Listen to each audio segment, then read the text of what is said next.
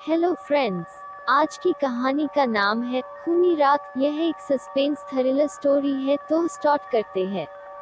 Chicago, संयुक्त राज्य America का शहर। समय रात के 11 बजे रहे हैं। जून का महीना, बहुत गर्म मौसम है।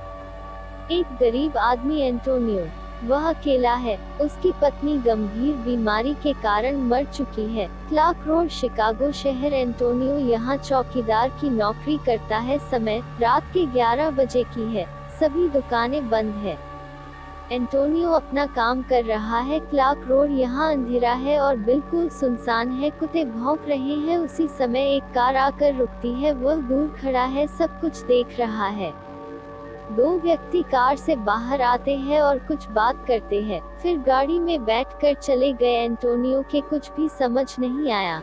समय 11:30, फिर वही कार आकर रुकती है। इस बार 3 व्यक्ति कार से बाहर आए। 2 व्यक्ति तीसरे व्यक्ति के साथ झगड़ा कर रहे थे। एक व्यक्ति ने दूसरे व्यक्ति का मुंह बंद किया और तीसरे व्यक्ति ने चाकू से वार किया। व्यक्ति की मौके पर मृत्यु हो गई और 2 व्यक्ति अपनी कार में भाग गए। एंटोनियो बहुत डर गया था। डर के कारण वह चिल्ला नहीं पाया, खुद को कोने में छिपा लिया। वह आधे घंटे के लिए वहां बैठा रहा। आधे घंटे के बाद वह भागा और खुद के घर पर पहुंचकर ही रुका। उसका पूर्ण शरीर पसीने से गिला था। उसका एक दोस्त है, नाम एंथनी। वह एक प्राइवेट डिटेक्टिव है। एंटोनियो के घर के पास एक बूथ है। वह बूथ के पास गया और उसने एंथनी को फोन कर पूरी कहानी सुनाई। एंथनी ने कहा, मैं वहां 1 घंटे आ रहा हूँ। एंटोनियो अपने घर के लिए लौट आया। एंथनी 1 घंटे में पुलिस के साथ वहां पहुंच गया और जांच पड़ताल किया। मरे हुए आदमी की जेब की जांच की, लेकिन कुछ भी नहीं मिला। वहां के निशान लिए और पोस्टमार्टम के लिए उसके शरीर भेजा। उसका फोटो भी लिया। अगले दिन का समय सुबह 8 बजे शिकागो के समाचार पत्र में उसकी तस्वीर छपी थी।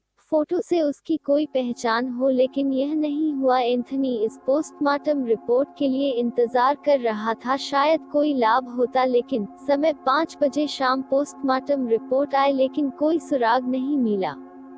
एंथनी फिर घटना स्थल पहुंच गया और जांच पड़ताल किया, पर कुछ भी नहीं मिलता है।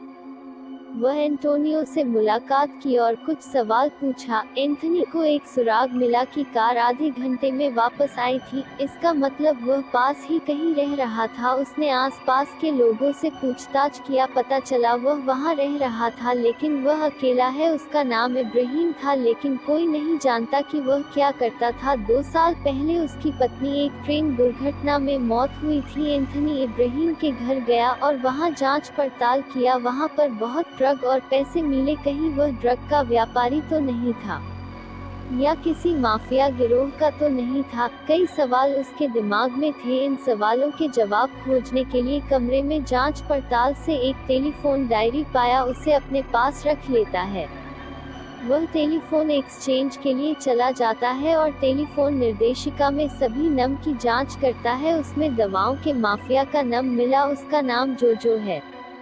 अब माफिया तक पहुंचने के लिए वह पुलिस के साथ एक योजना बनाता है। वह माफिया के साथ संपर्क बनाता है और कुछ ड्रग खरीदने के लिए बात करता है। अगले दिन निश्चित जगह माफिया उनको बुलाता है। अगले दिन एंथनी मिलने गया और पुलिस भी कुछ समय बाद वहां आती है। जब एंथनी और जोजो दोनों बात कर रहे थे तो पुलिस ने उसे पकड़ लिया और पुलिस थाने ले गए। पूछताछ करने पर जोजो ने बताया, इब्राहिम ने हमारा माल ले लिया और पैसे की मांग कर रहा था, तो हमने उसे मार डाला।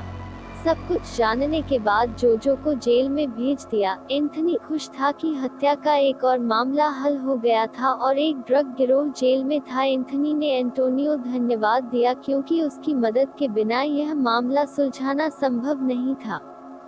ऐसी ही दिलचस्प और मजेदार कहानियाँ सुनने के लिए चैनल को लाइक, शेयर एंड सब्सक्राइब करें। धन्यवाद।